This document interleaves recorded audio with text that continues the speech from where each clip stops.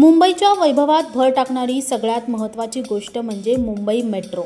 Mumbai aqua line 3चं गेल्या आठवड्यात मोठा दिमागदार पद्धतीने पंतप्रधान नरेंद्र मोदींच्या हस्ते उद्घाटन करण्यात आलं। ही भूमिगत मेट्रो चालू होऊन म्हणजेच ॲक्वा लाईन 3 सुरू होऊन आठवडा झाला।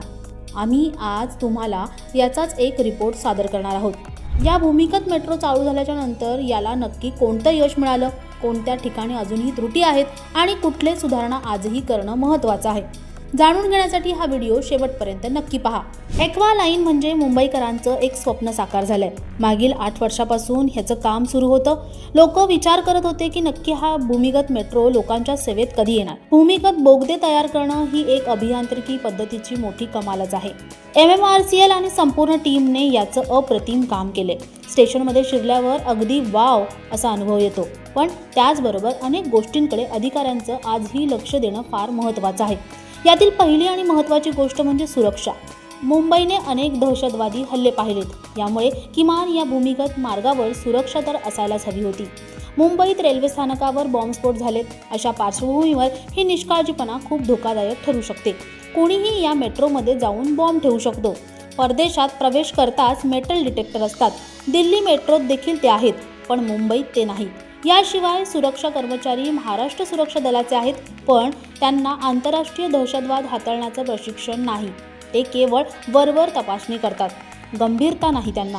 ही अतिशय चिंताजनक बाब आहे। दुसरी महत्त्वाची गोष्ट म्हणजे मेट्रो लाईनचं इंटिग्रेशन।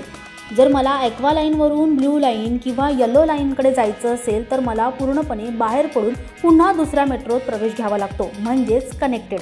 पण असं नाहीये, ह्याला सीमलेस असं म्हणता येईल। वेळही वाया जातो आणि वेळेचं वेगळं तिकीटही काढावं लागतं। आधीच्या कार्डने ॲक्वा लाईनचं तिकीट मिळत नाही, म्हणजेच ही लाईन घाईघाईत सुरू करण्यात आली आहे। नंतरची महत्त्वाची गोष्ट म्हणजे वायफाय कनेक्टिव्हिटी। आजकालच्या लोकांना वायफायशिवाय राहणं कठीण आहे, पण ही भूमिगत मेट्रो 40 ते 45 मिनिटं पूर्णतः कनेक्शन शिवाय असते। हजारो प्रवासी नेटवर्क शिवाय येथे असतात। हे एक मोठं नकारात्मक आहे। परदेशात प्रत्येक ठिकाणी दिशा साईननेच असतात, इथे मात्र गोंधळ आहे। एक्झिट कुठे आहे, बाहेर कुठून जायचंय स्पष्ट कळत नाही। चौथी महत्त्वाची गोष्ट म्हणजे काही स्टेशनवर नावही चुकीची दिलेत। उदाहरणार्थ बांद्रा कॉलनीचं नाव फलकावरच नाहीये, कोणीच तपासणीही केली नाहीये। आणि लास्ट माइल कनेक्टिव्हिटी अत्यंत महत्त्वाची गोष्ट, मेट्रो स्टेशनवर पार्किंग नाहीये, ऑटो रिक्षा किंवा टॅक्सी स्टँड नाहीयेत, म्हणजेच लोकांना शेवटचा टप्पा प्रवास करणं अतिशय कठीण होतं। जर या उणिवा दुरुस्त केल्या तर प्रवासी संख्या नक्कीच वाढेल। सध्या स्थानिक रेल्वे आणि बसवरचा ताण कमी झालाय आणि हे मुंबईकरांसाठी खूप मोठं यश ठरू शकतं। आणि शेवटचा एक मुद्दा, ते म्हणजे सायन्स म्युझियम स्टेशनचं नामकरण। मूळ नाव होतं नेहरू सायन्स म्युझियम, आता फक्त सायन्स म्युझियम केलंय, असं नाव ठेवण्यात आलंय। हे अनावश्यक राजकारण आहे। नेहरू हे देशाचे पहिले पंतप्रधान आहेत आणि विज्ञानप्रेमीही आहेत, त्यांचं नाव काढणं योग्य नाही। मूळ नाव परत द्यायला हवं असं मला वाटतं। नाव देण्यातही त्यांनी गोंधळ केलाय। प्रवाशांना मूळ ठिकाणाविषयी गफलत होतीये। आरे ते कफ परेडपर्यंतचा भूमिगत प्रवास हा खरंच चमत्कारात्मक आहे।